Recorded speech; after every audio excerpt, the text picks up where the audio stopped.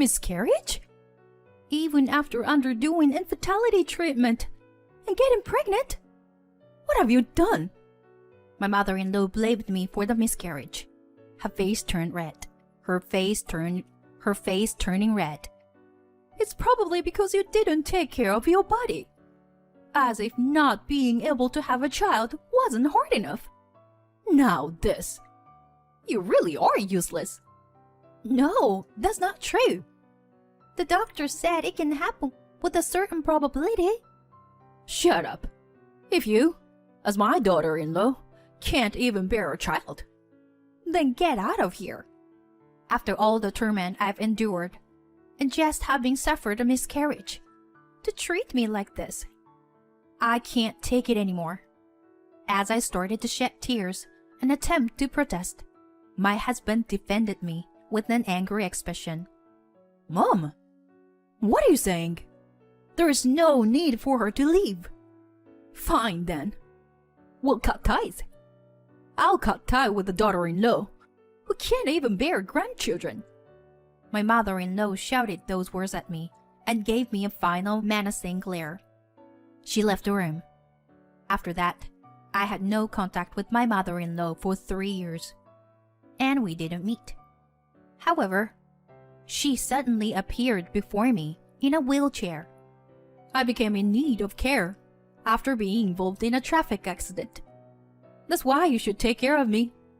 I looked down at her and said, Huh, didn't we cut ties with each other? My name's Ivy, and I am 33 years old this year.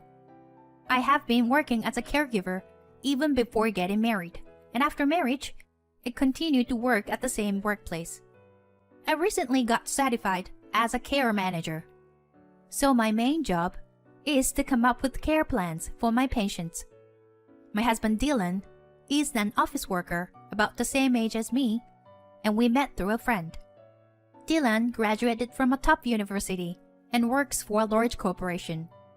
At first, I thought there was a mismatch between him and me, as I only have a high school education.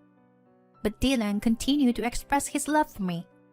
We had a good relationship, and after 2 years of dating, Dylan proposed to me.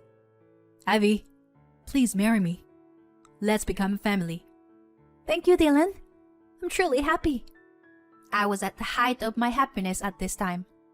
I never imagined what would happen next. After accepting the proposal, we went to Dylan's parents' house to make a marriage introduction. Dylan's father passed away when he was in high school due to an illness. Since he is an only child, his mother lives alone in their family home. Nice to meet you. I'm Ivy. Standing at the entrance of my in-law's house, I greeted my mother-in-law nervously. You're Dylan's partner? My mother-in-law scrutinized me from head to toe. I want to marry her. Upon hearing Dylan's words, my mother-in-law smiled at him. Well, Dylan. We need to get to know this person first. My mother-in-law addressed me as I nervously sat on the couch. Oh, your name is Ivy, right? Which university did you graduate from? Well, I'm sorry. I didn't attend a university. I graduated from a local vocational school. Well, my mother-in-law visibly frowned her brow and covered her mouth. Not even attending university nowadays. Were you raised in a very poor family? Uh-huh. Mom, what are you saying? Well, isn't it? Or it is because your grades weren't good enough to attend university? My mother-in-law questioned me with a furrowed brow. I responded as best I could. My mother worked in caregiving. She always said it was a challenging but rewarding job. I grew up watching her in that role, so I wanted to walk the same path. Ivy works really hard at her job and has an ambition. I think that's wonderful about her too. As Dylan supported me, my mother-in-law's expression became even more unpleasant. Caregiving? Did you say you were currently working in caregiving? Does that involve changing old people's diapers? Yes. I assist patients with their daily lives. That's not some smelly, dirty, low-level job. Huh? Even though caregiving is a job that anyone can do, it's not spoken of as something amazing. I could do nothing but be dumbfounded by my mother-in-law, who completely looked down on me. He continued to speak. Dylan said he's bringing his marriage partner. I thought it would be someone wonderful, but someone who couldn't even go to college, and someone who works in caregiving. It's disappointing. What are you saying, Mom? Well, isn't it, Dylan? Maybe you should reconsider now. Should I help you find someone wonderful? Enough already. Let's go, Ivy. Dylan slammed the table, stood up, and pulled my arm. But Dylan... I was honestly flustered as well, but my mother-in-law seemed surprised by the fact that Dylan, who is usually calm, displayed his anger so openly. Dylan, what's wrong? Did something bother you? Mom, you're being extremely disrespectful to Ivy. No matter what anyone says, I'm gonna marry Ivy. Dylan! Dylan's clear declaration made me feel happy. Then, my mother-in-law let out a deep sigh. Fine. If Dylan insists on it, I'll approve of the marriage. Mom. But in return, Ivy, make sure you fulfill your duty as a wife. Have children quickly. Understood? Yes. And so, Dylan and I were acknowledged by our respective parents and decided to register our marriage. We rented an apartment, considering the distance from our workplaces. But I was a little concerned about it, being close to my in-laws' house. I wanted to avoid getting involved with that mother-in-law as much as possible. It seemed like she didn't like me. And anyway, she shouldn't be interfering. My hopes didn't last long, as my mother-in-law started visiting our home almost every day, and began making snide remarks about various things. Ivy, there's dust accumulating on the curtain rail. Oh, I'm sorry. I have work on weekdays, so I was planning to do it on a weekend. Don't make excuses when you don't even have much work to do. Yes, I'm sorry. Such exchanges have become commonplace in our daily lives. Moreover, my mother-in-law would come over during the time when I returned from work. As if it were natural, she would have dinner with us. Ivy, what is this seasoning? What did you learn at your parents' house? Mom, don't say things like that. It tastes perfectly fine. No, Dylan. It's not good because you spoil her. I'll be strict. You see. Yes, I'm sorry. After my mother-in-law left, Dylan apologized to me. Ivy, I'm sorry about my mom. It must be suffocating, right? No, it's true. Then I am an inadequate wife. Besides, your mother is all alone. She might feel lonely. That was the only response I could give. Rejecting my mother-in-law, who rings the doorbell almost every day, it's something I cannot do. Furthermore, after a year of marriage, my mother-in-law started saying things like this. My friend Mrs. Smith just became a grandmother the other day. Oh, congratulations to her. My response excited my mother-in-law. And Mr. Davis and Mrs. Miller also have grandchildren. I'm the only one without grandchildren. Well, you two are already in your 30s, right? Yet, you still haven't had children? We have our own pace. If you keep talking leisurely like that, you'll never have children. Hurry up and give birth to a child, so that I can have a grandchild. Understood? Yes. My mother-in-law started urging me to have a grandchild every time she saw my face. I felt the pressure myself as we were struggling to conceive. Dylan reassured me that there is no need to rush, but age is still a factor. we decided to visit an infertility clinic together. There, we were told that I have a difficult time getting pregnant. However, with diligent treatment, there is still a possibility of having a child. I was shocked by this result and ended up crying in front of Dylan. Dylan, I'm sorry. I'm just not in the right body for this. Well, what are you talking about, Ivy? I actually think it's perfectly fine for just the two of us to live together. No, I still want to have a baby with you, Dylan. I'll undergo fertility treatment. I see. I understand. But let's not push ourselves too hard. And so, our journey of fertility treatment began. I regularly visited the hospital, enduring painful tests and treatments. I took medication and received injections, but I wasn't getting pregnant.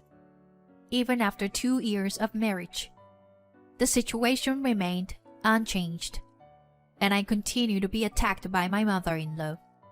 My stress gradually accumulated. We decided to move from conventional infertility treatments to advanced ones. Specifically, we decided to invest around $3,000 for IVF. It required not only a financial burden, but also a significant physical toll. However, I was exhausted from my mother-in-law's relentless "give me a grandchild" attacks, and I couldn't give up on having a child myself. The first IVF attempt didn't succeed, but on the second try, I finally became pregnant. When I saw the positive result on the pregnancy test in the bathroom, I couldn't help but let out a cry of joy.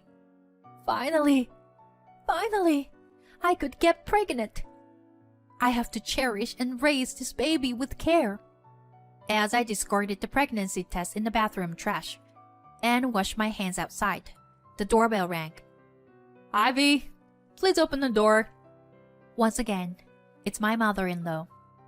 I reluctantly let her into the house as usual. Since the positive result just appeared, and I haven't confirmed it at the hospital, it's better not to tell her yet. Just as I decide to keep it a secret from my mother-in-law, Ivy, are you pregnant? She asked me like that. Huh? But look, I found this in the bathroom.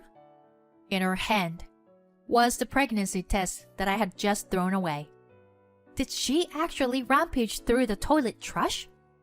To stoop that low? As I was in shock, my mother-in-law blurted out these words. I always thought you were useless, unable to get pregnant. But now you finally did it. Now I can have a grandchild too. Oh, how wonderful. Just as I was speechless, Dylan returned home. I'm back. Oh, Dylan, that's wonderful. It seems Ivy is finally pregnant. What? Ivy? Is it true? Yes.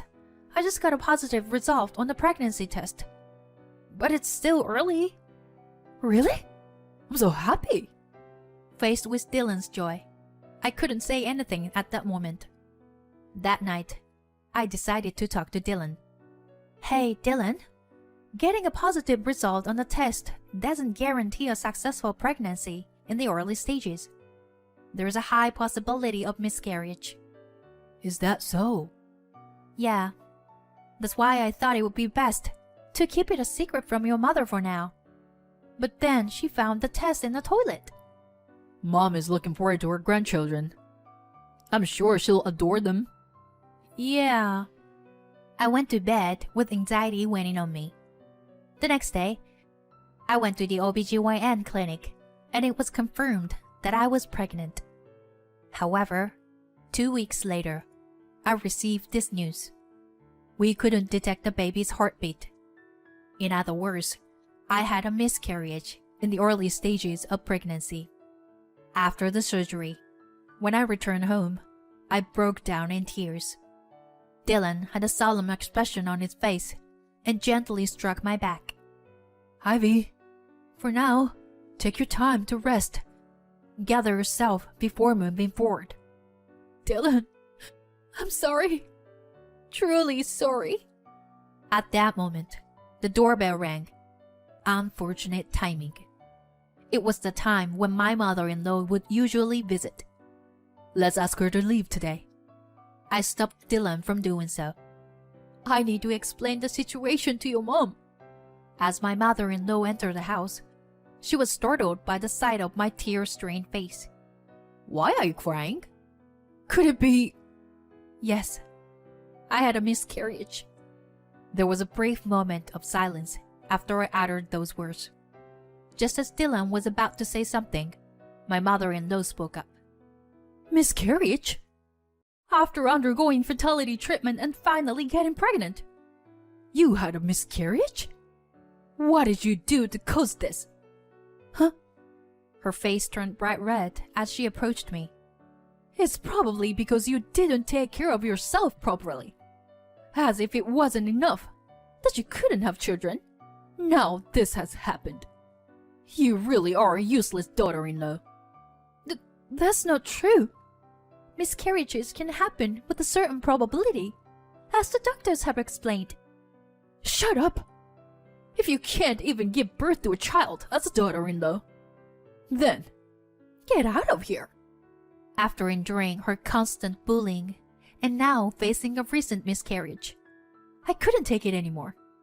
As I tried to protest through my tears, Dylan stepped in to protect me with an expression of anger. What are you saying, Mom? Ivy doesn't need to leave. Fine. Then let's cut ties. I'm cutting ties with a daughter-in-law who won't bear me grandchildren. She shouted those words, glaring at me one last time, before storming out of the room. Then, my mother-in-law really stopped coming to our house. My husband Dylan was also quite angry with my mother-in-law's words and actions, to the point that he didn't even try to contact her. I couldn't forgive what she said. But to be honest, I felt relieved that we no longer had to interact with her. The emotional wounds from the miscarriage didn't heal easily. However, I was gradually trying to move forward and overcome it. 3 years passed by during that time. Just when I had almost forgotten my mother-in-law's face, she suddenly appeared at our house. And what's more, she was in a wheelchair. Oh, Ivy, it's been a while, hasn't it? What happened to you? Never mind that. Can you let me into the house? I struggled a bit, but I let her into the house. It seems that my mother-in-law's right hand and right leg don't move properly. You see, I was involved in a traffic accident. I was hospitalized because of it, but I have residual effects. And now I need care. My mother-in-law started talking non-stop, without considering my feelings or opinions. So, you should take care of me. Bathing and going out are difficult for me, you know? Huh? I couldn't help but raise my voice. Seeing my reaction, my mother-in-law continued her tirade. Since you are a daughter-in-law, it's only natural for you to take care of your mother-in-law. You're working in caregiving, aren't you? And yet, as a wife who can't even have children, I'm asking you to take on a role. Regarding that, we did cut ties, right? Yes, but I'm saying I'm willing to reconsider. It's fine. Please take your leave. What? What's that supposed to mean? Are you abandoning me? My mother-in-law seemed genuinely surprised, while I looked down at her with a cold stare. While I was being constantly bullied and hurt after experiencing a miscarriage. It was you who told me to get out, useless. Right? Why should I be the one to take care of someone like you? Are you going to abandon your relatives who need nursing care? You are a devil's wife, aren't you? I'm fine with being the devil's wife. Please leave me alone. I pushed my mother-in-law's wheelchair towards the entrance, and she started screaming. At that moment, the front door was open from the outside. Ivy, I'm home. Huh? Mom? Dylan? Huh? Who is that child? My mother-in-law froze as she saw Dylan holding the child in his arms. Who? This is our daughter, Emma. Dylan took her to the park. I held our daughter firmly in my arms as I received her from Dylan. What? A child? I didn't hear about this. Upon hearing that, my mother-in-law's eyes widened. Yes, after cutting ties with my mother-in-law, the stress seemed to disappear. Thanks to that, we quickly conceived a child. The child was born safely, and our daughter is already 2 years old. Well, I didn't say anything. I can't believe someone would utter such abusive words to Ivy. It's not what I would expect from a mother. Dylan, you know how much I long to hold my grandchild, right? I'm aware of that, but even so, I can't let someone who hurts my wife off the hook. So, what do you need today? As Dylan casually said that, my mother-in-law's mouth was left agape. I explained the situation to my husband. Upon hearing this, Dylan furrowed his brow. There's no way I would let Ivy take care of you. Just go home already. What are you saying? That's right. I'm going to live here together. I want to be with my grandchild too. Ivy can take care of me. It's as simple as that. I said we cut ties, didn't I? I'm sorry, but I can't live together. I won't provide any caregiving. My mother-in-law squeaks and grits her teeth and tries to grab me. Dylan stopped it. Got it. I'll find a facility for you. Dylan? Just quietly enter the facility. That would be the best for you, right? Now, go home. Dylan took his mother, who was causing a commotion in her wheelchair, without any argument. Afterwards, his mother moved into a facility he had found. Initially, she contacted us repeatedly, asking to visit and see her grandchild. However, as we continued to ignore her, those requests gradually ceased. Neither Dylan nor I have visited her, and we have no intention of doing so in the future. She will spend her old age alone, with a disabled body, but I have no sympathy for her. However, I do not sympathize with her. With her personality, she will find a way to persist stubbornly anywhere she goes. She may not be liked by those around her, but on the other hand, our family of 3 enjoys a peaceful and happy life. Recently, I discovered that I am pregnant with our second child. It seems that this time it will be a boy.